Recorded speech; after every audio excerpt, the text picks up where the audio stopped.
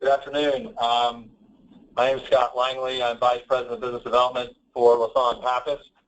I want to thank everyone for their attendance today at our first ever State of the Juice Industry webinar. We're excited to take this opportunity to showcase some of our value-added services that we believe we can bring value in a space that continually suffers from commoditization. And we hope that you take this opportunity to take some learnings that we provide you and engage our salespeople and our group, and we can simulate some good discussion out of this that benefits everybody's business. We hope to be hosting these on a biannual basis, so look out for other invites sometime in the fall. We ask that everybody please hold their questions till the end, and we'll open the phone up for Q&A. There's no need to try and copy into the presentation today. We will be posting the entire presentation to our website on Monday, June 27th. We'll also send out an email with a link to the presentation on the website, so please feel free to take advantage of it. And just to remind everybody, some housekeeping, this is a very large group on the phone. When we open it up to questions, there's a button on the right hand of your screen that allows you to answer, to raise your hand, and we can call on you or take your questions from there. And on that same note, being a large group, we also have some competitors on the phone, so please have that in mind when we do open up the audio to questions, that we don't have any antitrust issues. Today we've got featured three presenters, Jamie Bradford, Joe Cook, and Ian Wallace. They'll be walking through customer trends, macro trends influencing new product launches, the current retail environment, insights, and regulatory hot topics. I'll now turn the presentation over to Jamie Bradford, and thank you once again for attending. Thank you, Scott. So I'm going to be walking through with you today the 4 key consumer trends, as well as 4 macro trends that are influencing new product launches. So the first consumer trend is consumers are becoming extremely ingredient savvy. They're paying high attention to the ingredients used in the food and drinks they consume, seeking out simplification. So what that really means is, consumers deem nothing artificial to be very important. Nearly 80% of consumers thinking that a short, simple ingredient list is important or very important. Organic continues to have consumer appeal. 81% of U.S. families are buying organic. 52% of families are buying more organic foods than last year. And 3/4 of consumers are specifically seeking out USDA organic seal when shopping for products. Next up, health and wellness and diet. Still big terms. We're still going to see them in the industry, but proactive health is really becoming the norm. And what I mean by that is consumers are taking action, whether to prevent or reverse trends of rising obesity rates, whether from preventing from getting ailments or diseases that their parents had or their grandparents had, and also making sure that their kids are too. Consumers are seeking out more nutrient-dense, functional ingredients with a keen focus on protein, fiber, healthy fats, as well as pre- and probiotics. And consumers are also seeking more naturally functional options. There's a general view among consumers that natural is more nutritious. Their desire for closer to nature ingredients, such as plants, botanicals, herbs, plant proteins, and natural sources of caffeine are all important to consumers. As we head into the second key consumer trend, consumers are really experimenting. They have more of an adventurous palate, seeking out new and unusual flavors when shopping for the foods and drinks, going out to dinner. They're seeking out premium quality, gourmet ingredients. Millennials especially, looking for those fresh, high-quality foods and ingredients when eating and shopping and dining out.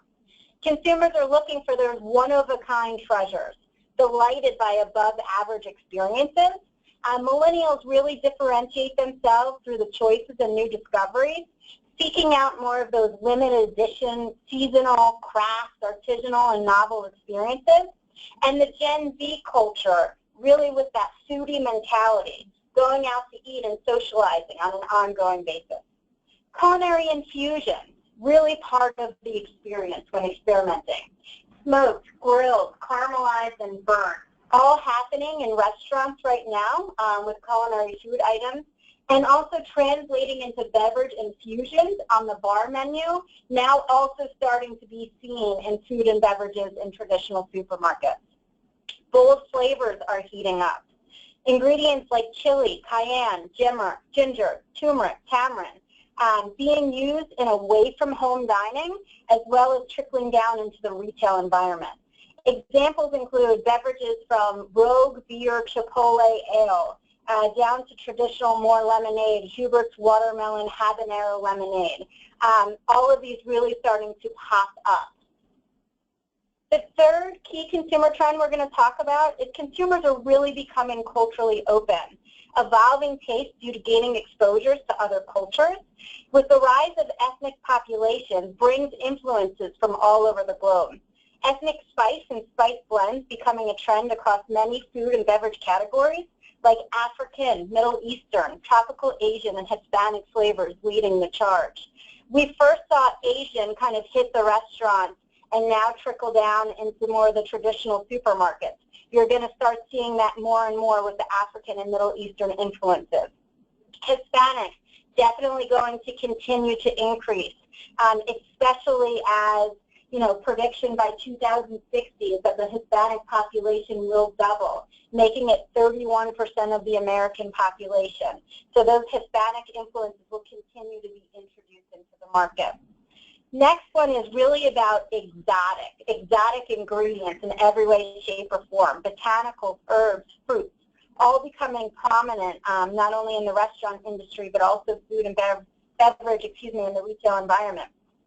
There's a growing consumer interest in the proactive health, which is definitely leading the consumers to be more open to those exotic ingredients because they deem them to be more healthy. Fruits like guava, passion fruit, baobab, botanicals like elderflower, rose, jasmine, and hibiscus, all really starting to become prominent in different food and beverages. And lastly, consumers are really seeking out more of those ancestral options. Restaurants and consumers using native ingredients in modern dishes to celebrate food, makes it more tasteful and pure and satisfying. Ancient herbs and grains like thyme, rosemary, peppermint, parsley, lavender, and even amaranth, all gaining traction. The fourth key consumer trend we're going to talk about is consumers' lifestyles and how they're changing. As more and more consumers are on the go, the demand for convenience products is out of the roof. So convenience is key. They have little time, but they're fulfilling multiple roles, mom, wife, full-time worker, and they're just living a fast-paced lifestyle, demanding the need for on-the-go products. Urbanization in the world is undergoing the largest growth in history. More than half of the world's population now lives in towns and cities, with a projection that by 2030, this number will swell to about 5 billion. Traditional family structure is changing. There's more dual-income households now more than ever. The household size is changing. The traditional 5-family household is no longer the norm. People are postponing childbirth due to career enhancements or economic circumstances, as well as more stay-at-home dads. You're seeing more men shoppers because more dads are at home as moms become the breadwinners. There's more single moms and dads, making even more time stretched as they're trying to, battle with taking care of children on their own and still being successful in the workplace. And then you also have more same-sex parents. So the family structure is 100% changing. And lastly, as more and more consumers are on the go, snackification is on the rise. The traditional 3 square meals a day seems to be fading out. Millennials and Gen Z definitely tending to eat more of those 6 times a day snacks and mini meals versus those big full meals that we were all used to having. And with that, snacks are now expected, consumers are expecting that all of these snacks that are out there in the marketplace are healthful, flavorful, and obviously portable. So we're now going to start going into the macro trends and how those macro trends influence new product launches. You're definitely going to see that connection between the consumers and what's trending to what the macro trends are and how they're really influencing those new product launches. The first macro trend we're going to talk about is the simplification. Consumers really want that more natural, less processed, made with familiar ingredients item. If you look at some of the product examples that we have here, watermelon water, made with only ingredients from the fruit, making it very easy for the consumer to understand what's in the product. You have big ice cream brands like Edie's, whereas used to be calling out fat was a faux pas. Now they're calling out wholesome ingredients like fresh milk. Really leaning into more of the more natural, less processed, familiar ingredients. Natural, increasingly a core driver across the U.S. As you can see at the chart on the right, organic and GMO-free showing the largest growth between 2013 and 2015 with the claims that are being made on food and drink launches. There's also change happening in the way of away-from-home food service channel. Panera Bread, announcements made using only antibiotic-free chicken, only grass-fed beef. They have a no-no list of ingredients, removing everything artificial from all of the products that they sell. McDonald's even making announcements, using real butter instead of margarine for their Egg McMuffins. So secondly, the focus on the clean labels and the greater transparency and the more artisanal values is going to continue to grow in the product launches. Consumers want to be able to pick up a product and immediately know what ingredients are inside and what health benefits the product offers. A couple examples that we have up here. A relatively newer launch, Ripple brand, calls out dairy-free as it should be. Very easy to the consumer to understand what that product's about. Nature Valley has a line of simple nut bars, calling out 7 simple ingredients. And then Kashi does a similar thing. And then there's True Vibe, which has this whole line of Eat Clean beverages, calling out 13+ ingredients, making it extremely simple as a consumer in store when you only have a couple of seconds to say, these are the ingredients in the products, and hey, you should know all of them. Thirdly, free from gains momentum as the consumers look to avoid bad stuff. Everything from no animal ingredients, low to no allergens, gluten-free, hormone-free, low to no lactose.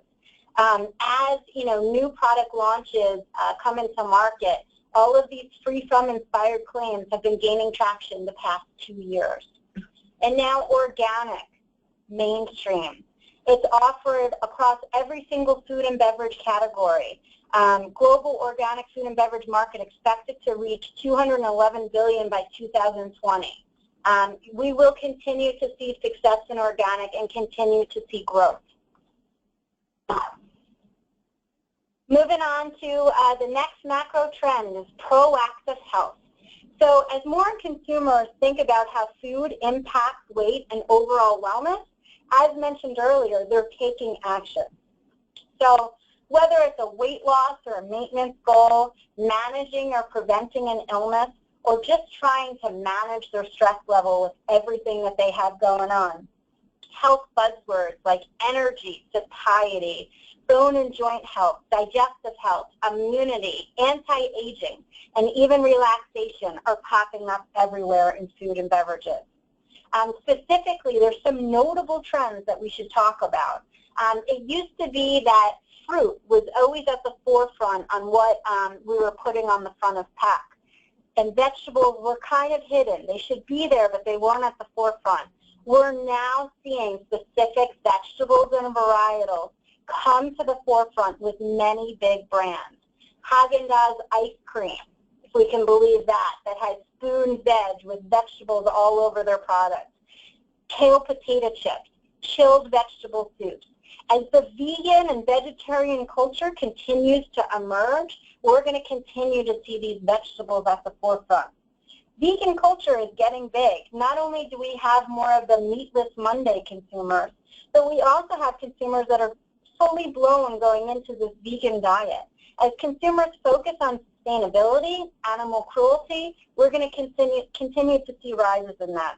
And also, as more and more consumers try to, fight that obesity rate factor, we have seen also an increase in the diet juice items seeing growth. So I think we will continue to see that specifically in juice as we move forward. Secondly, for proactive health, weight-conscious consumers are looking for those value-added benefits in the food and beverage products that they purchase.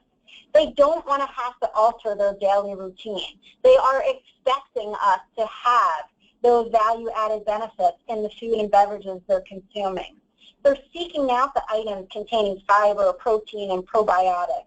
We're seeing a lot of nutrition shakes and fruit pouches, even things like ready-to-drink coffees and teas, all including functional ingredients. Healthy fat is making a comeback strong. So things from olive oil to nuts and seeds, but most specifically avocado.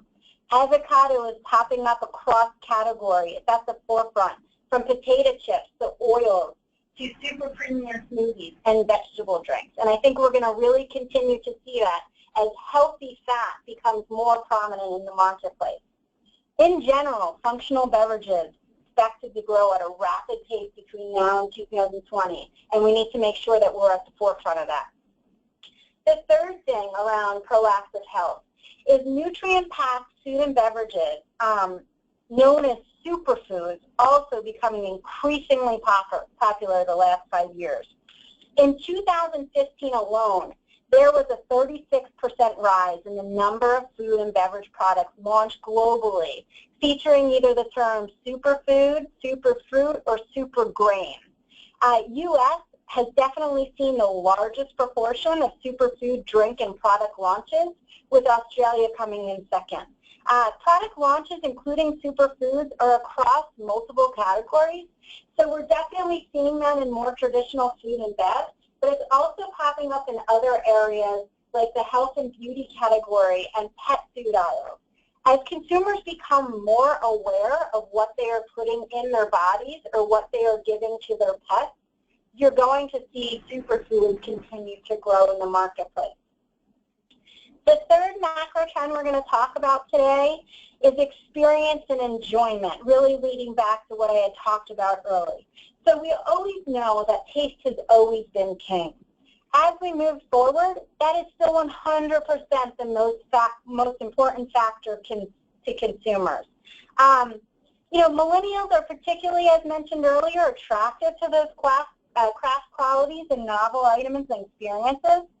More than 1/3 of millennials order something different every time they visit a restaurant, confirming that the desire to have new experiences in restaurants and in stores are extremely important. Gen Z consumers' favorite good to spend money on is food and beverages.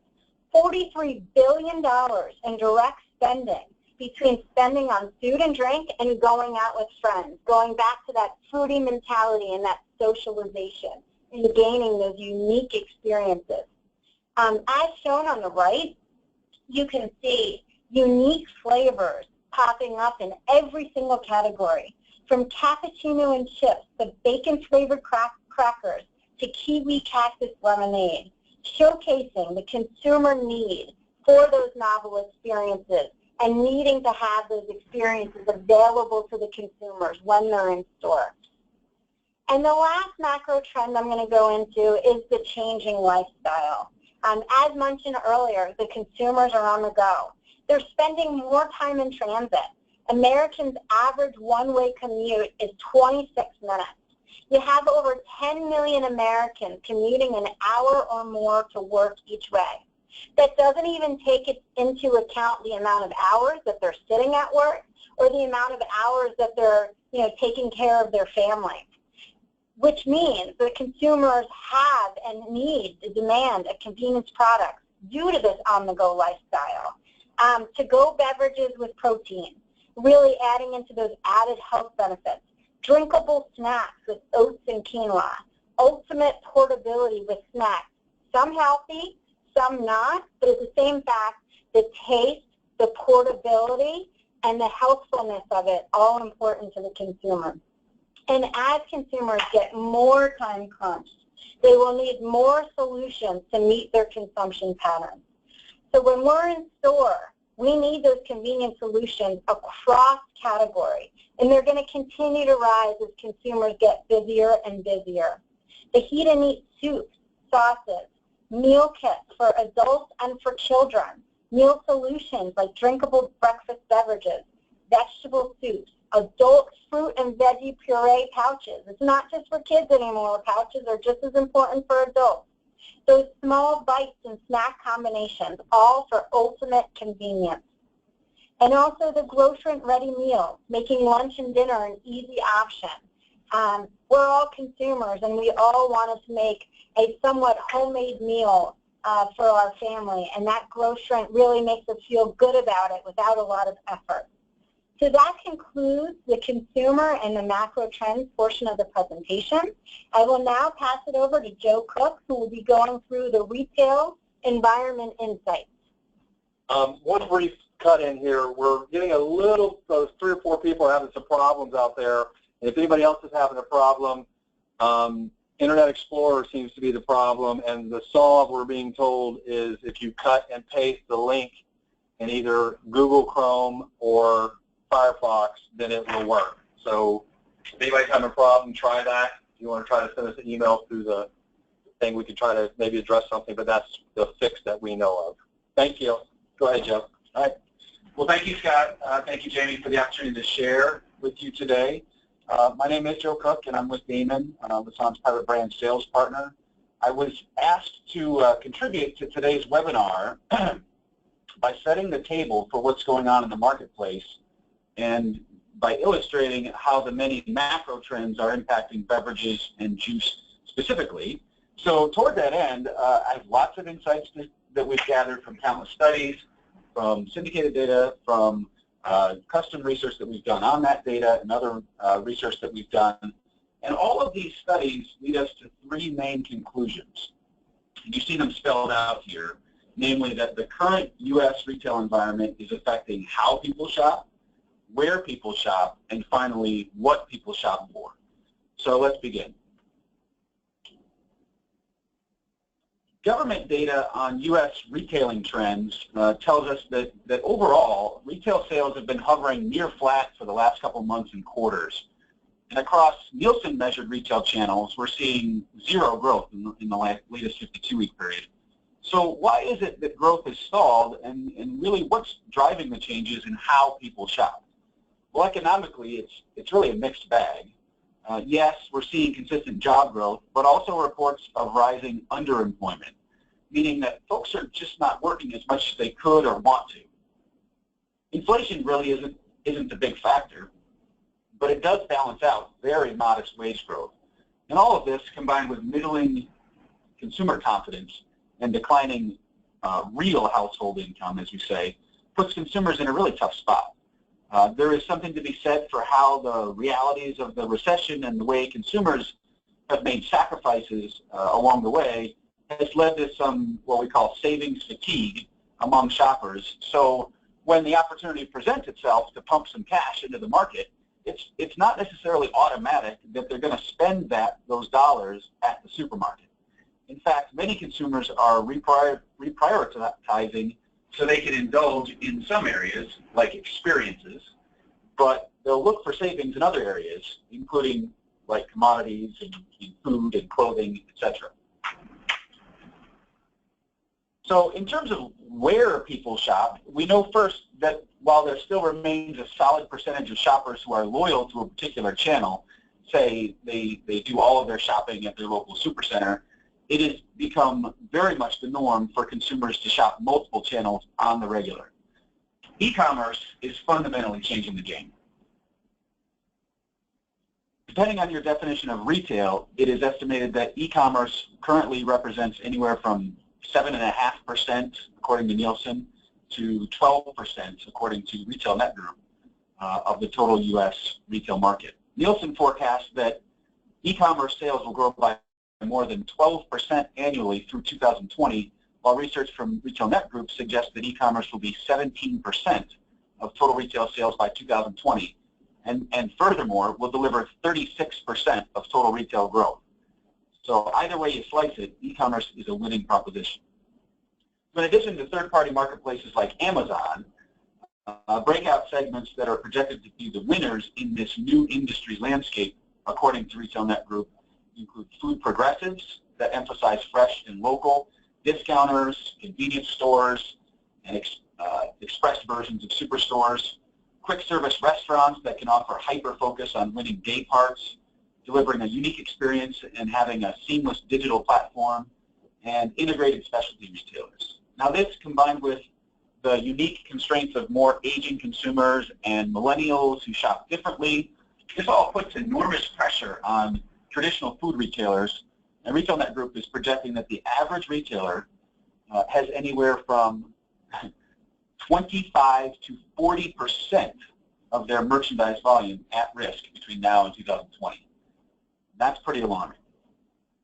There is one particular trend in the marketplace that will likely redefine value more than any single factor in recent history, and that is the current growth of Aldi stores and the future growth of Lidl stores. Now these two retailers will own price positioning like no one else, but they also deliver when it comes to innovation and quality. Some estimates say that Aldi pricing is more than 20% cheaper than both Walmart and Dollar General, and Lidl will no doubt follow suit with regard to pricing. So Lidl launched globally over 6,000 new SKUs last year, more than any other retailer in the world. And this hyper-focus on innovation, combined with a strong private brand focus, as much as if not more than Aldi, has allowed them to grow and ready themselves to enter the U.S. market.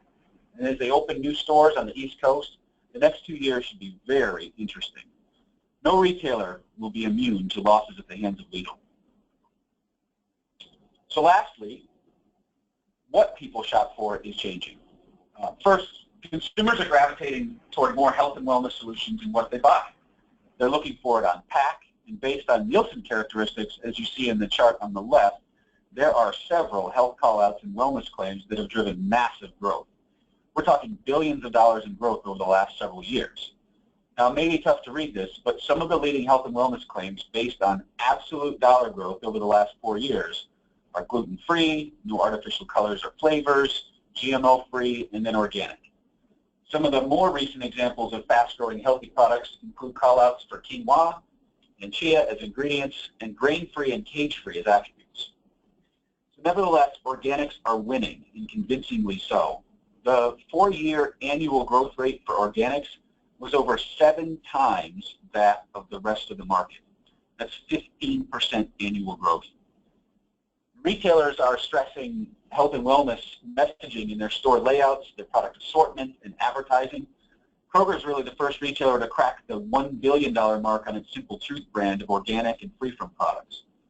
Safeway's Eating Right and Raw Organics are other successful examples where they're licensing these lines to other retailers and serving up brand quality packaging and advertising.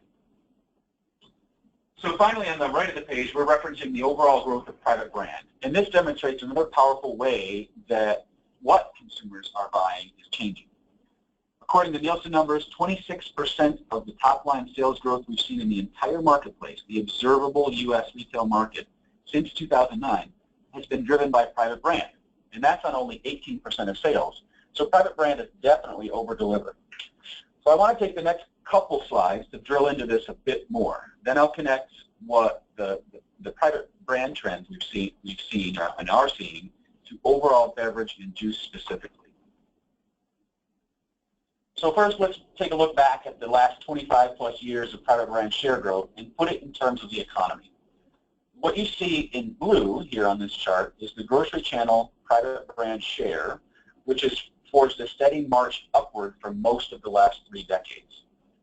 In green, you have the U.S. growth in gross domestic product, or GDP, one of the best measures we have for the health of our economy. Now, generally speaking, when the economy struggles, consumers turn to private brand and share grows more dramatically. When the economy recovers, private brand share tends to level off as national brands seek to recover their lost share. But over time, there is this ratcheting up effect where private brand continues its march upward. Notice also that pullbacks in private brand share only last for about a year before the market corrects, and this long-term march upward continues, and that's exactly what we're anticipating now. So taking a long view, we expect the growth to continue, but we are bullish on private brands for other reasons too. With near 100% household penetration, private brands appeal to all generations and all income bands. In the middle of the page, you have a chart that demonstrates consistent positive perceptions across different generations when presented with statements like, store brands are a good alternative to name brands, and store brands' quality is just as good as name brands. So while a greater portion of the overall spend by lower income households is spent on private brands, the only major difference in purchase behavior between low and high income households is that with more disposable income, the buying rate of national brands goes up. But underpinning this is a consistent support for private brands. That is brand equity. So private brand programs over the years have evolved too, helping to explain why so many consumers have gotten on board with private brands. Over the last 45 years, private brands programs have evolved from simple low-cost and low-quality alternatives to being a reason shoppers choose a retailer. The 1990s is when retailers started taking ownership of their private brand programs, and you started to see their names on the label, hence private label. The early 2000s was the age of store brands, as tiering became more commonplace. Retailers realized that not all shoppers were created equal, and the savviest retailers were able to offer full ranges of national brand equivalent products, plus a value tier at rock bottom prices, plus take a more premium position for shoppers wanting better quality. The late 2000s saw retailers embrace their own brands and begin to offer lifestyle solutions that leverage the retailer's brand equity across departments and product ranges. And today, private brands have evolved to become consumer brands. These are differentiated offerings focusing on consumer needs that are such as holistic wellness or food service solutions and culinary solutions that are managed as big brands. So as you can see, private brands have come a long way. So whether we measure private brand success in terms of private brand share or consumer satisfaction, we consistently see the same retailers being held up as leaders. The chart on the left here is really a reflection of channel-specific leaders. So you've got Aldi, Trader Joe's, Wegmans, H-E-B, Kroger, and Costco. Private brands are clearly a big part of how they go to market and differentiate. The chart on the right-hand side of the page shows results from a recent brand radar study Damon conducted that looked at the relationship between private brand value proposition and the overall loyalty of that retailer's shoppers. Not surprisingly, there was a positive correlation between the two, and once again, it's the usual suspects that scored high in both private brand strength and overall store loyalty. So now that we've established that private brand is a winning value proposition, let's look closer at the beverage space. And what we're seeing here is growth in a lot of places. Consumers continue to diversify in what they're drinking. The leading segments from a share of stomach perspective continue to be carbonated soft drinks, bottled water, and milk. And I would note first that the dollar declines in milk are mostly driven by pricing, as unit growth in this category, a better measure of actual consumption, is down only 1%. Shelf-stable juices are down 1%, but there are bright spots in the category, especially organic juices. So it's down a little bit more. Energy drinks continue to grow, as do sports drinks. Smoothies and shakes that are juice-based, and as well as those that are dairy-based, are perceived healthier alternatives to traditional juices and are growing by 14%. Milk alternatives like soy milk and rice milk have cooled off a bit, but are still showing modest growth.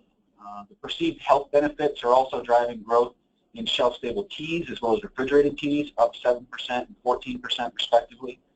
And finally, in coffees, single-serve beverages like those like in the Keurig-style format have captured an astounding $3.6 billion in sales. Much of that incremental to the category, as you still see ground and whole bean coffees, all the way on the bottom right there, holding steady with 1% growth. Single serve is continuing to grow in double digits, but interestingly, right now, liquid coffees are growing at a faster rate. So in addition to the trends that are happening now, and then those that we can directly measure, there are a number of trends on the horizon in beverage that should have a significant impact in the years to come. So, and a lot of these, Jamie did a great job of kind of laying out for you earlier, so I'll try to go through these briefly. But first, consumers are leveraging what they drink to be more proactive about their health. And this is seen as in superfoods, as Jamie laid out, drinks that are rich in antioxidants and high-fiber juices, brewed black and green teas continue to gain momentum, and then probiotics like kombucha are on the rise. Organics is already a big winner in the category, and we expect them to continue to grow as consumers seek healthy and safe options. It is worth noting that private brand organic beverages in particular provide affordable mainstream alternatives and so far have been pretty well accepted by shoppers. Flavor and texture are areas where beverage is pushing the boundaries. Flavors such as chai or mango bring exotic taste to the everyday. Savory ingredients are also on trend. Chewable juices with chia, quinoa, nuts, and grains are emerging mainly in natural foods channels, but we do expect this to be a trend that crosses over to mainstream. The impact of alternative sweeteners is growing too. And this is seen in the carbonated soft drink industry that is exploring stevia, monk fruit, and other natural sweeteners to keep consumers from leaving the category. The recent removal of aspartame from some diet versions is also in response to public opinion. And then you've got matcha, coffee fruit, guarana, and yerba mate that can provide caffeine from naturally occurring sources. Elsewhere, plant-based and dairy-free are becoming mainstream as consumers look to avoid allergens without sacrificing taste and health. So while the beverage industry as a whole is experimenting with innovative new items, let's jump into the shelf-stable juice category and acknowledge where the growth is coming from right now. So we've already touched on the growth in organics, but we really can't stress this enough. Organics are a big part of the future of juices and other beverages, growing right now at 25% annually, and that's faster than the growth of organics in most other categories. From a segment perspective, lemonades are a significant portion of this $9.4 billion category, with lemonade blends, particularly blends with berries like strawberry, raspberry, blueberry, really where consumers are looking. From a packaging perspective, while plastic and glass bottles are the lion's share of the category, Tetra Pak juices are on the rise at 4%. When these trends converge, such as the case with organic lemonades targeted for kids, that's where the long-term growth potential lies. Pomegranate has been popular the last several years, but retailers looking to catch the next wave of POM flavors have been successful of late with POM blueberry and POM lime combinations. From a flavor perspective, again, tropical flavors like coconut, mango, and mango blends, and pineapple are all hot right now. And bringing flavors like these into traditional segments has proven successful. Consider that Ocean Spray's cran mango formula is the 5th fastest growing item in all of juice. Cherry, lime, ruby red, peach, these may seem more like traditional flavors, but consumers are looking for variety in their juices, and these flavors lend themselves to blends with others. Cider, while still small and mostly a seasonal in and out, works very well for retailers looking to own the fall and holiday seasons. And then light and diet options are faring well, up 13%, as are sparkling juices. Finally, based on the rise in functional beverages, where consumers are looking to take a more proactive approach to their health, juices with antioxidant claims are showing 11% growth in aggregate. So what does this all mean for private brand? Well, private brand is in fact the #1 brand in all of juice. That's bigger than Ocean Spray, bigger than Welch's, and the opportunities for further growth are substantial. On the page here are just a handful of the many unique segments in juice and 2 figures for each segment. In orange is the national average private brand share, which means that what percentage of total segment sales were private brand. In dark blue is the average private brand share for best-in-class retailers. Those who are succeeding in growing top-line sales in juice, as well as driving significant loyalty with their private brand offerings. Now, obviously, we've masked who these retailers are. When put in this context, it is easy to see how there is a lots of runway for private brand to continue to grow and support overall efforts at growing store loyalty. And of course, there is a financial benefit, too, of growing private brand sales. Retailers with a 10 to 15 point advantage in gross margin on private brands versus national brands, we'll see at least a $100,000 drop to the bottom line for every $1 million in sales that switch from national brands to private brands. And obviously going from national average to best in class doesn't happen overnight. And that type of success is usually the result of teamwork. So you'll want to leverage every insight you can from partners who know the category, know private brands, and know what the consumer is looking for in juice. So that concludes my time on the line here. I thank you for your time. I would welcome your questions when we conclude the presentation, but before we get there, I'd like to hand it off to Ian Wallace for a look at some regulatory hot topics. Thanks, Joe, and thanks everyone for joining today and allowing me a few minutes to cover some topics that are not nearly as sexy as the trends and insights that Jamie and Joe discussed, but are nevertheless important issues to stay on top of to mitigate your risk and protect your bottom line. The first topic I'll cover is one I'm sure many of you are following very closely, and that's Vermont's GMO labeling law. The law is scheduled to go into effect next Friday and requires that products containing genetically engineered ingredients must be labeled to disclose that fact. As you can imagine, this is a big deal given the huge fines that are at stake, the supply chain complexity of trying to treat products supplied to Vermont differently than all other states, and the prospect that more states will adopt GMO labeling rules that will differ slightly from the Vermont law, creating an unworkable patchwork of various state-level laws. There has been some progress on a federal standard that would overrule the Vermont law, but it is increasingly unlikely that Congress will pass that law before the July 1 deadline, especially with the House of Representatives going on recess this Friday. So really at this stage, you should have a compliance plan in place with your supply chain, whether that is stickering products, halting distribution, or redesigning labels, and should be focused on executing on that plan in the coming weeks. And then finally, a federal standard is desperately needed, even if it happens after July 1. And so if you're so inclined, advocating for that standard would be in everyone's best interest. Next up is the definition of natural, or lack thereof, that has caused some real disruption in the industry in the past few years. We've seen an explosion of consumer class action lawsuits against food and beverage products, and especially claims that products are claiming to be all natural when in fact they contain artificial and synthetic ingredients. The current focus has been on genetically engineered ingredients and vitamins and minerals like ascorbic acid and citric acid that plaintiffs' attorneys deem non-natural because they are industrially manufactured. Many law firms that made their living suing big tobacco companies have set their sights on the food industry, and so there is big money at stake, as you can see from the large settlements that have occurred, and big risk to your brand image when you're hit with one of these claims. FDA recently asked for comments on how they should define the term natural for labeling purposes, and if they are to issue a definition, that would go a long way towards stopping these lawsuits. But for the time being, we're left with the risk that you'll be sued if you're making a natural claim and your product has quote-unquote non-natural ingredients. As a result of these lawsuits, many food companies are rethinking their use of natural. And so what you can do at this time is conduct a review of the claims that you're making on your products and the litigation risk associated with those claims, and perhaps consider some more benign alternatives such as Simply or Wholesome or others.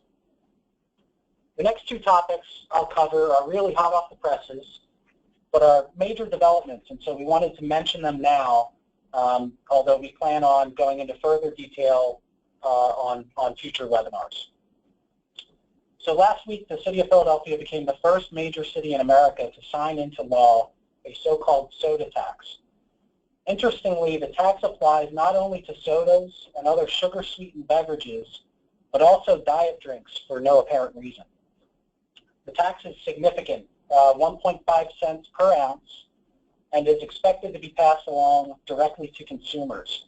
Juices are generally exempt, but juice cocktails, drinks, and lemonades would absolutely be covered by the law. This is likely the first of many more city-level taxes to come. The movement has been well-funded by Michael Bloomberg and other billionaires who are funneling millions of dollars into the cause, and they're targeting at least 10 other cities this year alone. So what you can do at this stage is really keep an eye out in your locations and track the impact these taxes have on your sales, and perhaps adjust your mix if need be, if you're seeing that there has been a significant decline.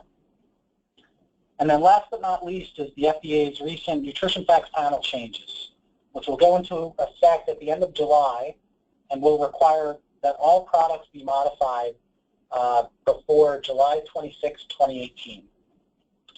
This is the first significant change in FDA's nutrition labeling rules in more than 20 years, and manufacturers and brand owners will need to resource up and incur substantial costs over the next 2 years to comply. The big changes are that you'll now be required to declare added sugars. Serving sizes are updated, which could change the calories declared and other levels on your products. And daily values are changing, which could have an impact on some of the claims that you're making on your products. 100% vitamin C would be a good example of that. The planning for these label changes really needs to start soon in order to comfortably meet the 2018 deadline. We will be circulating in the next day or so a communication addressing the new rules and including some proposed next steps for your own brand products. And then finally, a shameless plug, our next webinar will cover the new rules in painstaking detail, so definitely tune in for our next session for that one. I'd like to thank everyone again for joining today, and I'll turn it over to Scott to hit some questions. All right, so thanks everybody, and thanks to Ian, Joe, and Jamie for some robust information. Much appreciated the level of work that went into that, providing that data. So now we're going to open up for questions. Stacy, can you tell me what we've got? We have Linda McKind on the phone. Okay. She's unmuted now. Linda?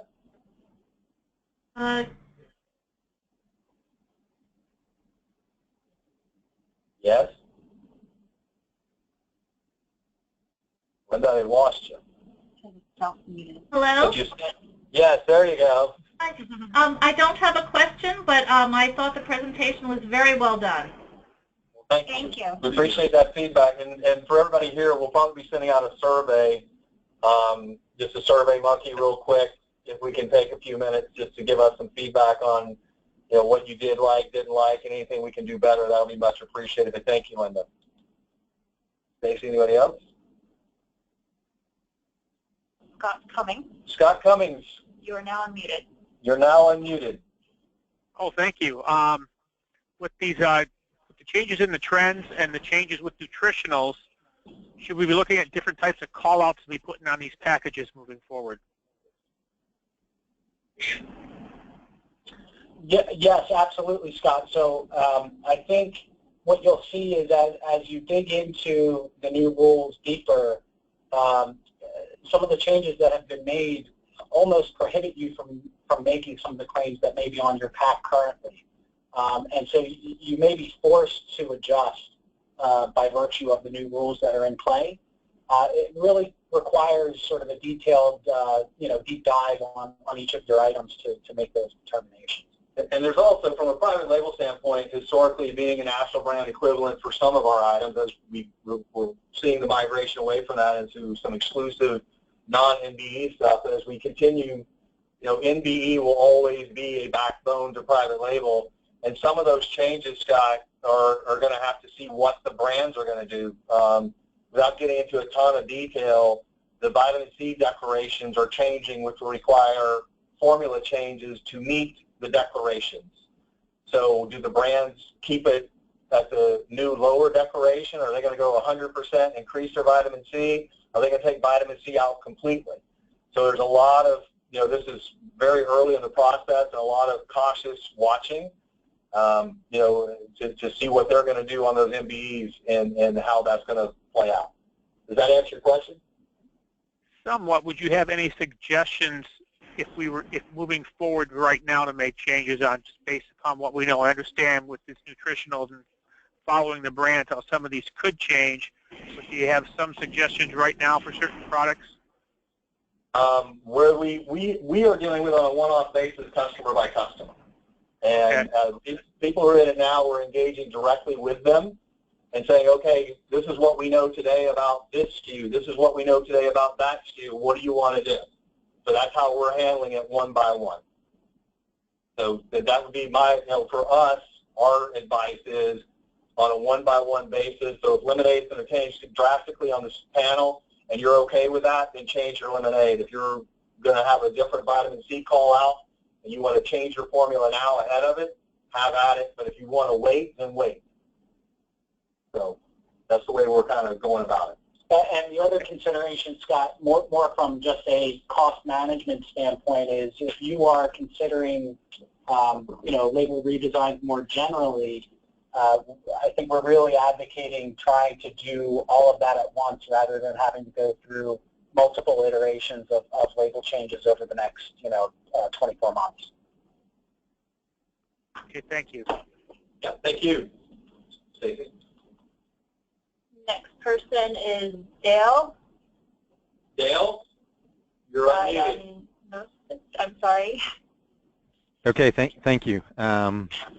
My question is really a duplication of the previous question, so you've really probably addressed it already, and that has to do with the nutrition facts panel and your recommendations in regards to redesigning the labels. Yeah, so I can tell you this, and you'll see the letter that will be circulating very soon. We'll be in a position, as of August 1st of this year, to really spec items according to the new rules. And that's just a few days after those new rules go live and go effective. So as of August 1, we'll be able to give you all of the feedback that you need to understand what your new label will look like.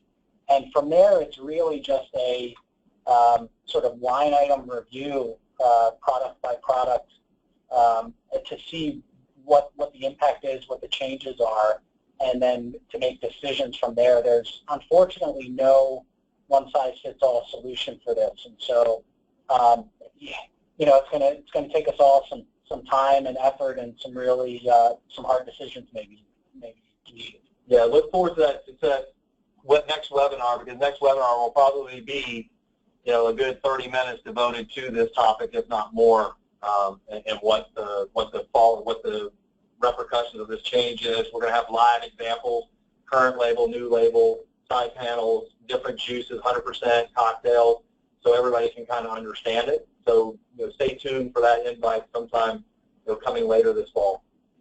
We also have a few questions that have been typed in, so we're going to go through those right now. The first question is, are we able to receive the presentation? The answer is absolutely yes. We will be sending out an email on Monday, as well as posting it to our website on Monday, June 27th. So it will be available at that point. The second question is, you mentioned that this webinar is one of the value-added services Lassonde Pappas provides to your customers. What other value-added services do you offer? Well, category management is the first thing that we, kind of lead with. We have our insights group, which you saw today as part of this webinar. We can work on branding. We just work with a major retailer on creating some brand, not only imagery, but actually naming one of their brands, which that was a lot of fun for us. So anybody who wants help and collaboration, please pick up the phone. Our team loves to get involved in that kind of thing. The new product piece of it, we have in-house sensory, the ability we have trained in-house in sensory panel, and that we can support you guys from collaboration, from development to launch.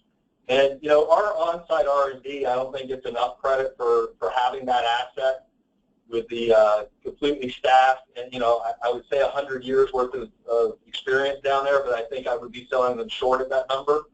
That really gets into developing new products. It's almost a branded mindset down there, and we love our customers to come in. We love to show off. So that's some more value-added stuff that we can do. So anything from product conception to brand imagery to insight to category management, that's the kind of things that we're working on to be able, not just another supplier to everybody. Next question is, are there certain food and or beverage categories that will remain exempt from the FDA's Nutrition Facts July compliance requirements?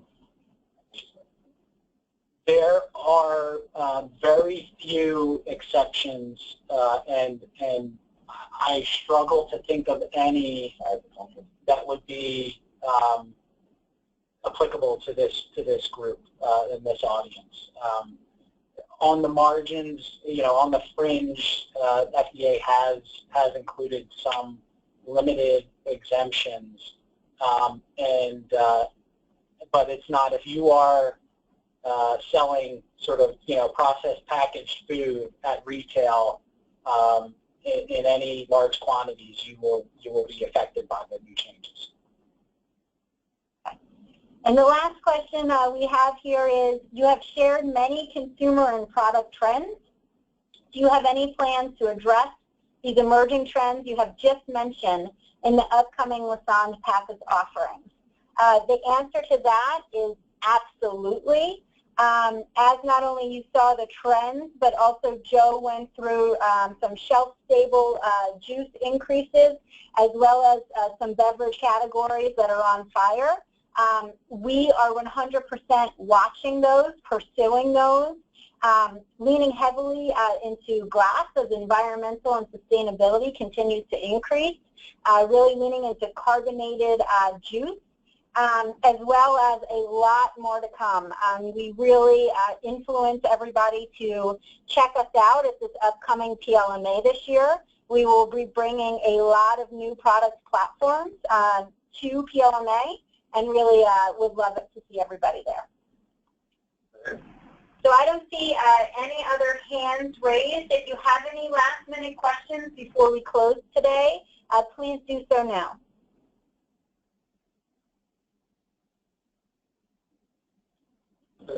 Well, thanks again to everybody for participating. If you have questions or anything after this you think of, you'd like some direct conversations or have some feedback, there's a lot of emails up on the screen right now. I also encourage you to reach out to our customers, reach out to their salespeople and brokers, our suppliers on the phone, reach out to our purchasing group directly.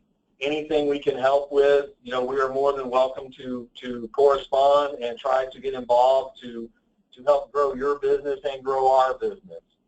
So, and our sales team is 100% involved in this effort, so they're fully aware and engaged, and I think every one of them is on the phone today and has seen exactly what you've seen, and that is one value-added service we can't replace, is an engaged sales team that we have.